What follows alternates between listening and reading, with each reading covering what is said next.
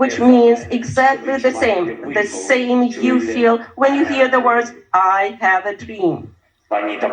Ladies and gentlemen, friends, Ukraine is grateful to the United States for its overwhelming support, for everything that your government and your people have done for us, for weapons and ammunition, for training, for finances, for leadership in the free world, which helps us to pressure the aggressor economically. I'm grateful to President Biden for his personal involvement, for his sincere commitment to the defense of Ukraine and democracy all over the world.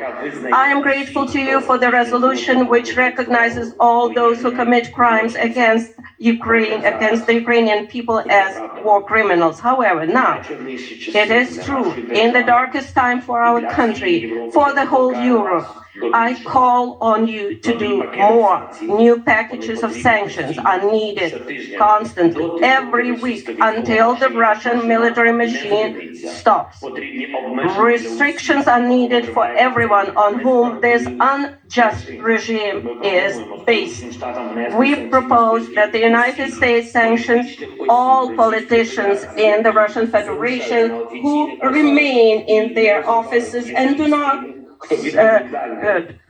cut ties with those who are responsible for the aggression against Ukraine, from State Duma's members to the last official who has lack of morale to break the state terror. All American companies must leave Russia from their market, leave their market immediately, because it is flooded with our blood.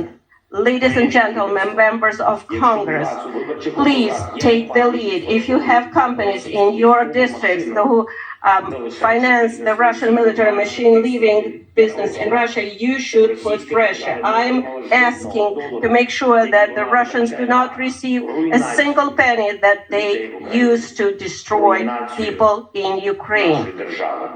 The destruction of our country, the destruction of Europe.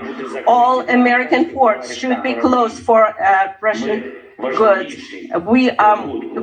Peace is more important than income, and we have to defend this principle in the whole world. We already became part of the anti-war coalition, a big anti-war coalition that unites many countries, dozens of countries, those who reacted in principle to President Putin's decision to invade our country. But we need to move on and do more. We need to create new tools to respond quickly and stop the war, the full-scale Russian invasion of Ukraine, which began on February 24th.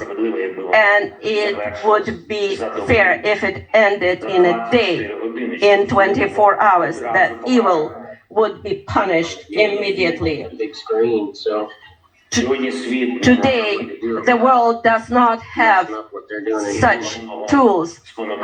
The war of the past have prompted our predecessors to create institutions that should protect us from war.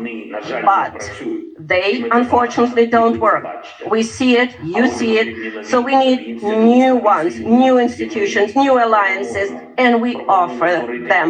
We propose to create an association, U24, United for Peace, a union of responsible countries that have the strength and consciousness to stop conflicts immediately, provide all the necessary assistance in 24 hours, if necessary, even weapons, if necessary, sanctions, humanitarian support, political support, finances, everything you need to keep the peace and quickly save the world, to save lives.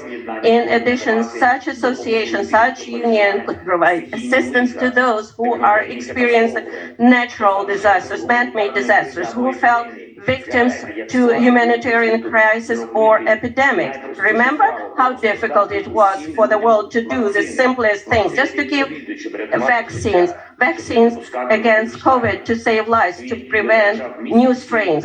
The world spent months, years doing things like that, much faster, to make sure that